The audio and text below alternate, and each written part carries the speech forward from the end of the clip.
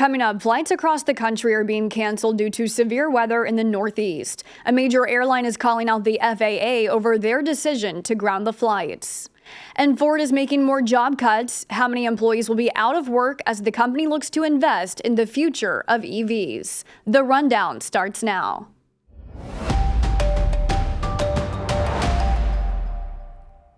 This is Straight Arrow News, bringing you unbiased, straight facts. Thanks for joining us. I'm Kara Rucker.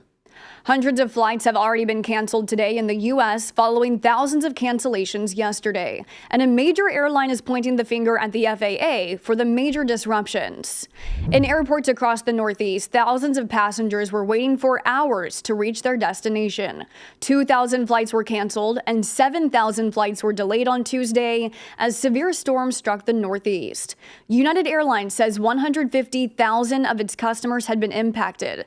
And in a memo to employees, the company's CEO slammed the Federal Aviation Administration's decision to cancel flights in the Newark region, claiming the severe weather is something the FAA has historically been able to manage. This comes as the FAA faces new scrutiny after a government audit released last week revealed a critical shortage of employees in air traffic control facilities.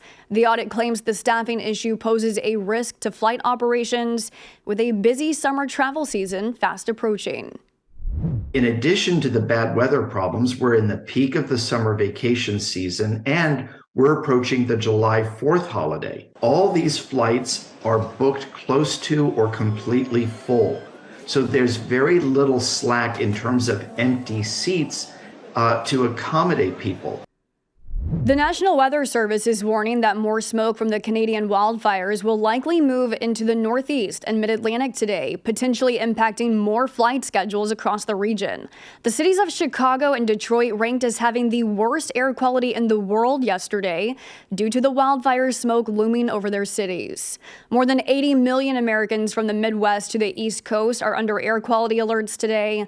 Canada is seeing its worst fire season on record, with hundreds of wildfires burning out of control. Happening later this summer, the Biden administration plans on housing up to 800 unaccompanied migrant children at a repurposed boarding school in Greensboro, North Carolina.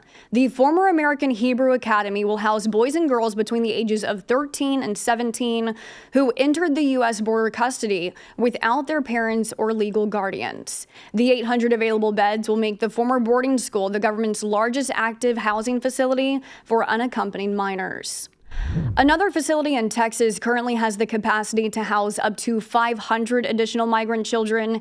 However, the Department of Health and Human Services has tried to reduce the use of that facility following reports of substandard conditions and child depression.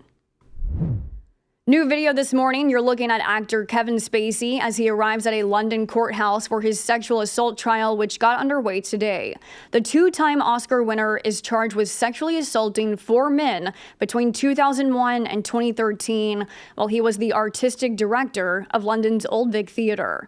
The trial is expected to last 4 weeks, with Spacey possibly facing prison time if convicted.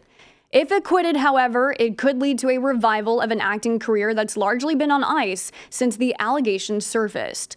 In an interview with a German magazine earlier this month, Spacey said, quote, "There are people right now who are ready to hire me the moment I am cleared of these charges," adding that the media has turned him into a monster. Former Arkansas quarterback Ryan Mallett, who went on to have a 7-year career in the NFL, tragically died on Tuesday in an apparent drowning incident at a Florida beach. Mallett's sudden passing has stunned the NFL community, offering an outpour of support for the former New England Patriots backup QB. Mallett also played for the Houston Texans, where he made his first career touchdown pass to defensive end J.J. Watt. Mallett was most recently the head football coach at Whitehall High School in his home state of Arkansas. He was 35 years old. Ford plans to lay off at least 1,000 salaried employees and contract workers in North America in the latest effort to cut company costs in order to better afford their new focus on electric vehicles. A chunk of those layoffs will be white-collar jobs, including hundreds of engineers in the U.S. and Canada.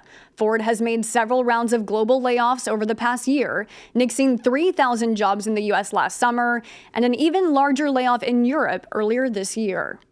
Meanwhile, in the EV industry, another automaker has announced it will start using Tesla's charging standard port in its electric cars starting in 2025. Volvo joins Ford, General Motors, and Rivian, companies that have all announced plans to use Tesla's technology so drivers can use Tesla's broad charging network across North America.